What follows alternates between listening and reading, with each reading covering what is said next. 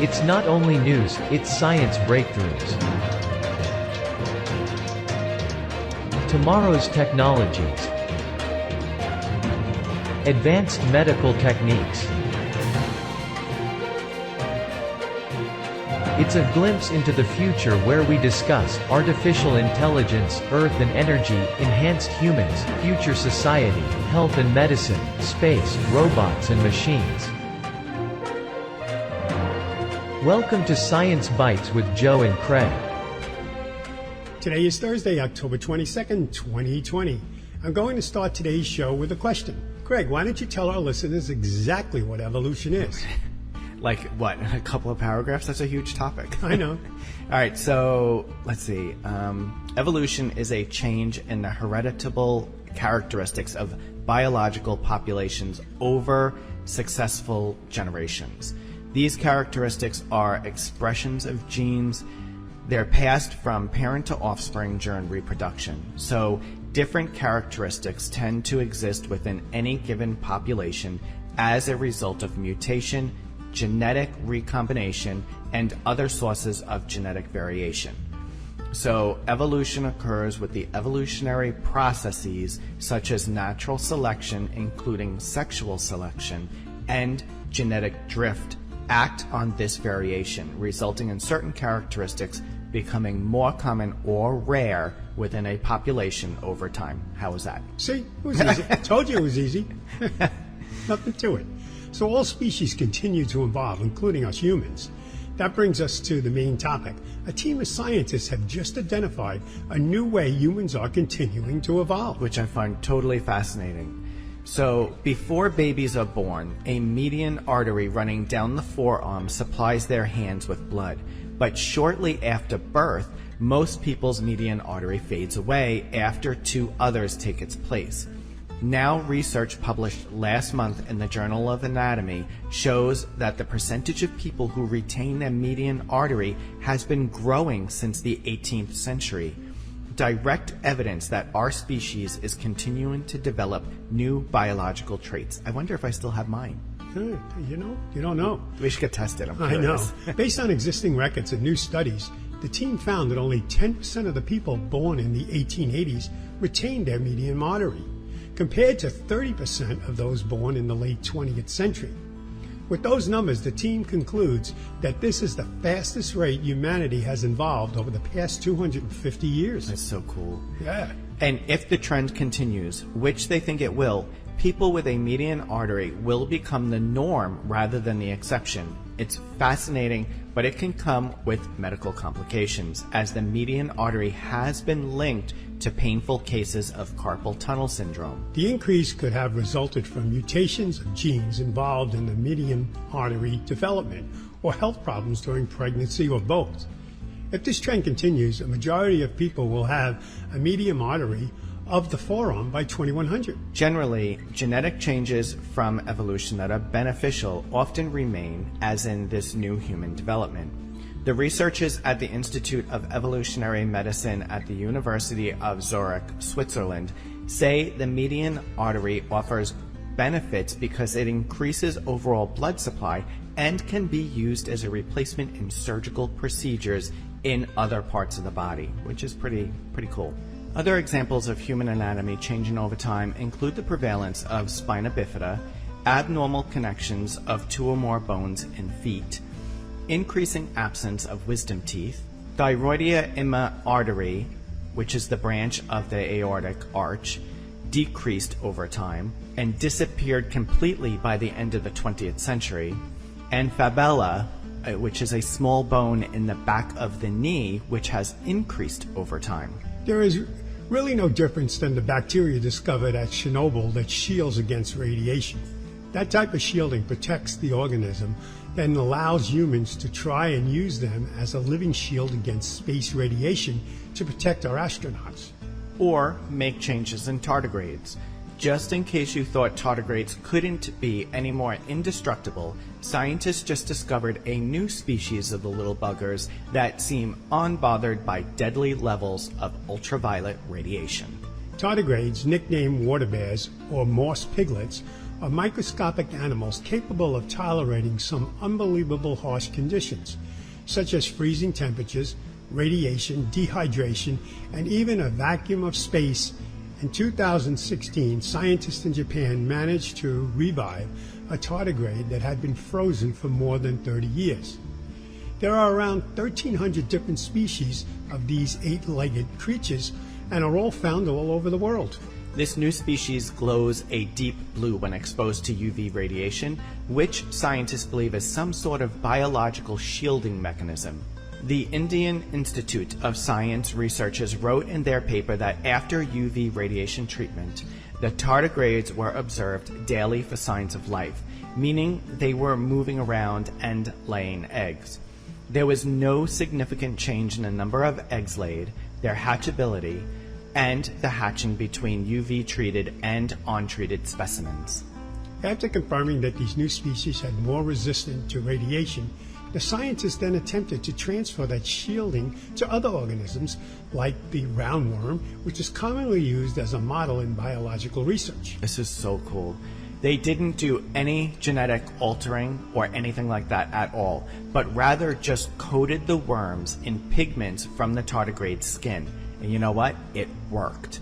The treated worms were more resistant to radiation too, suggesting new potential ways to block dangerous radiation elsewhere as well. You know something? I know something that really glows like radiation. Yeah, like lots of things. I don't know, like what?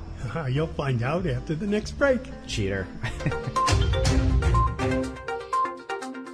Men and women from communities across this nation serve as Reserve Citizen Airmen. I am proud to defend our nation. Proud to be part of a team that helps make a difference. I am proud to be part of something larger than me and to serve my country. We celebrate those who have served and those who are proudly serving in the Air Force Reserve. Our mission is to fly, fight, and win in air, space, and cyberspace. I am proud to be a member. I am proud to protect our... Proud to serve in the U.S. Air Force Reserve. Welcome back. What glows, even like radiation? A lightsaber. Engineer James Hobson finally accomplished what many movie nerds before him have dreamed about. He created a functional and potentially deadly lightsaber fit for a real Jedi. Many Star Wars fans have tried to create this lightsaber, but have only made a non-retractable metal tube and light, just like a glorified flashlight. The steampunk hilt can send out a laminar flow of compressed liquid propane, gas, and oxygen, which burns at 4,000 degrees Fahrenheit. To allow it to burn in such a specific way, the team used a laminar nozzle, which allowed an extremely concentrated flow of gas to escape, creating a beam of plasma. These nozzles cost a pretty penny too. They're about $4,000 each, and are often used in the glass-blowing industry. The lightsaber needs to have an external power pack. To recreate the energy put out by the lightsaber we see in the movies, Hobson says you need as much power as a nuclear plant. Yes, lightsaber turns out to be as powerful as it sounds. In a demonstration, the lightsaber was capable of burning right through a steel door. Even with all of our new equipment and capabilities, we're still bound by the laws of thermodynamics. Scientific theories say that plasma is best held in a beam by a magnetic field, which checks out scientifically. The issue is producing a strong enough magnetic field to contain a blade. The lightsaber would have to be quite literally built inside a box coated in electromagnets. Craig, physicists successfully carried out a controlled transport of stored light. This is so out there and so cool. A team of physicists led by Professor Patrick Windpassenger has successfully transported light stored in a quantum memory over a distance of 1.2 millimeters. They have demonstrated that the controlled transport process and its dynamics have little impact on the stored light properties. The researchers used ultra-cold rubidium-87 atoms as a storage medium for the light to achieve a high level of storage efficiency and a long lifetime. They stored the light by putting it into a suitcase-type device made from a cloud of cold atoms. They moved the suitcase over a short distance and then took the light out again. This is very interesting, not only for physics, because quantum communication light is not easy to capture.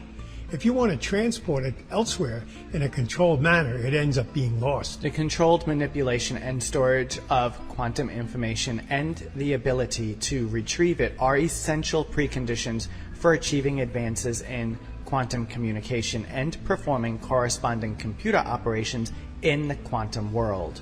Optical quantum memories, which allow for the storage and on-demand retrieval of quantum information carried by light, are essential for scalable quantum communication networks.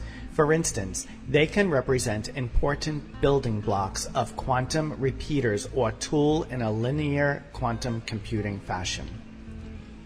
In their recent publication, the team described the activity-controlled transport of such stored light over distances larger than the storage medium size. Some time ago, they developed a technique that allows cold atoms to be transported on an optical conveyor belt, which is produced by 2 laser beams. The advantage of this method is that a relatively large number of atoms can be transported and positioned with a high degree of accuracy without significant loss of atoms and without the atoms being unintentionally heated. The physicists have now succeeded in using this method to transport atomic clouds that serve as light memory. The stored information can be retrieved elsewhere, refining the concept that developed of the novel quantum devices, such as racetrack memory for light with separate reading and writing sections, could be possible for the future. You know, Joe, but all they have to do is watch Harry Potter. They can make light appear with their wand, so I don't understand what the big deal is. That's right. I know. Hermione put light in a little glass jar. I know. Okay, we're going to take a small break, and when we return, we have another bite for you. What makes a rainbow bend? Where does the universe end? To know the world from A to Z. Discover science and technology. Where is the dinosaur? What's on the ocean floor? To know the world from A to Z. Astronomy, biology, chemistry, zoology, science and technology. It's fun, you'll see. Why is the sun so warm? What makes a winter storm? And what's a quadruped? Why is the planet Mars red?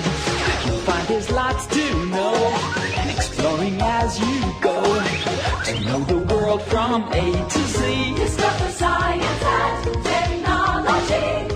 Astronomy, biology, chemistry, zoology, science and technology. It's fun, you'll see. A public service message from the National Science Foundation. Welcome back. 2 Russian cosmonauts, along with 1 NASA astronaut, just launched on board a Soyuz rocket to the International Space Station.